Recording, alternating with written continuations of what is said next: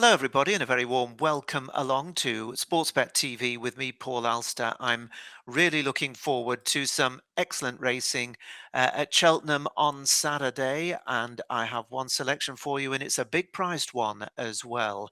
As ever, I'm looking for a big each way prices to try and make the bookies pay. And as those of you that follow me regularly over the last 5 years and more know, it's been a profitable ploy. If you're joining me for the first time, press the select button just below the screen. Then you can be made aware of my selections for free as and when they happen. If you're interested in more than the one or sometimes two that I put up at a weekend on this service, then follow me at Out in Front via my subscription service, the link for which can be found in the description box just below this screen.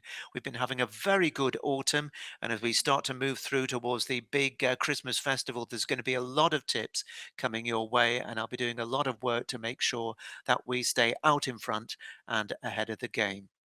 Well, last week I gave you two selections here on this service. One of them was in the Beecher Chase. That was old Wamage, who for the first time looked as if old Father Time was catching up with him.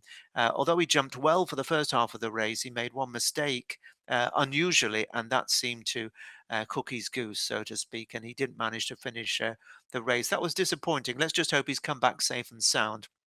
Been a wonderful servant to connections. The other horse, Active Authority, well, that one ran well at Aintree for us, recommended at 6 to 1, kept going for third place and the each way money, so never so slight profit on that one. Overall, though, not seeing a profit on the two selections I gave you last Saturday.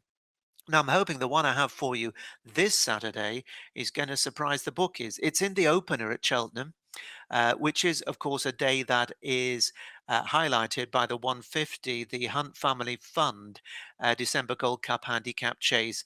It's named to mark the fund being launched to commemorate the Hunt family and Carol Hunt, the wife of commentator John Hunt, and their two daughters who were so tragically murdered last year. And John, a very good friend of mine, has launched this fund in order to try and support women across all walks of life that are facing potential issues at home.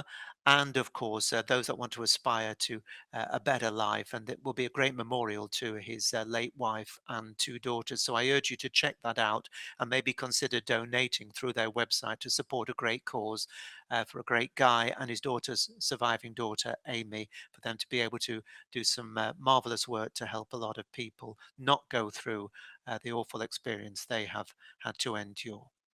Well, the race we focus on, the Cheltenham 12:10, is a 2 mile, 1 furlong juvenile hurdle. They're saying the going is going to be good to soft generally, maybe a touch of soft in places. 11 runners and a wide open renewal of a race that is an early sighter for the Triumph Hurdle. Although whether there's anything in this lineup that meets that very lofty standard remains to be seen.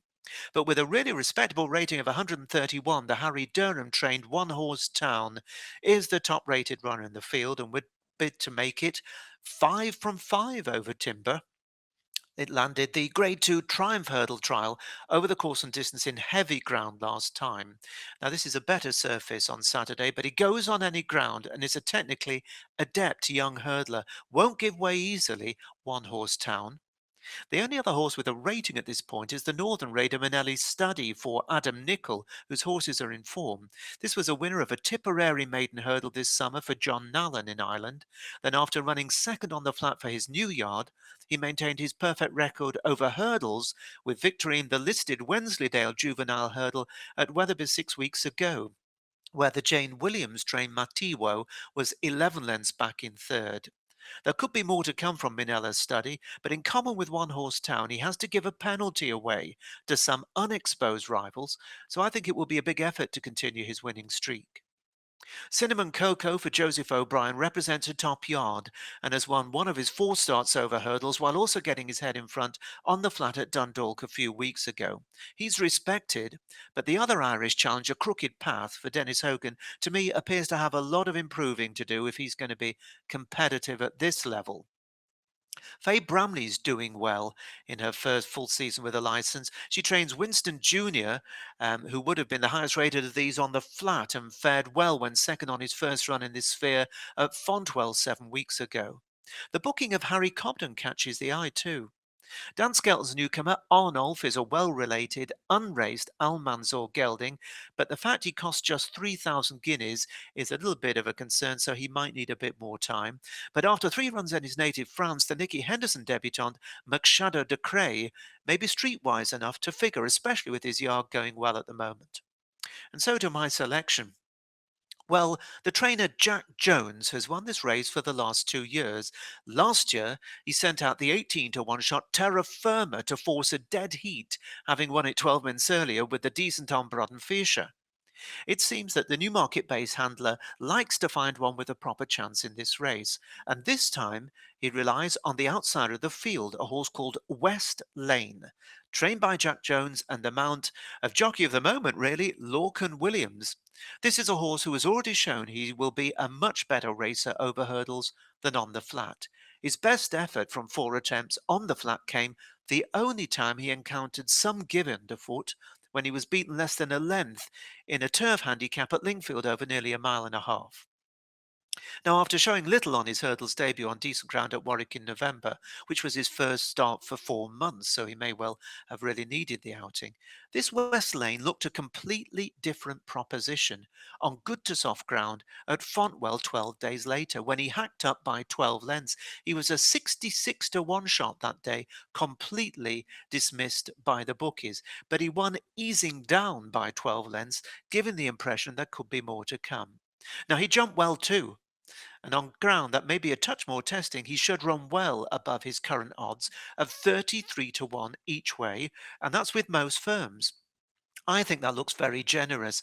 I wouldn't be surprised to see him go off at 16 to 1 or thereabouts. And I do think that given the fact that the stable has won the last 2 renewals of this race, and I can see that the bookies have kind of dismissed the form of the Fontwell race, which was only a modest event, but I felt he had a lot more left in the locker. We'll see whether or not that proves to be the case on Saturday, but at 33 to 1 each way, I think we can all afford to take a little bit of a chance. So that's West Lane in the opener at Cheltenham 12:10. I wish you the best of luck with that. Remember, if you want to take in the 4 selections I've already posted for Saturday at Out in Front, you can click and join the service via the description link below this box. But whatever you're backing this weekend, I'm going to wish you the very best of luck, and I'll speak to you same time next week. Bye bye for now.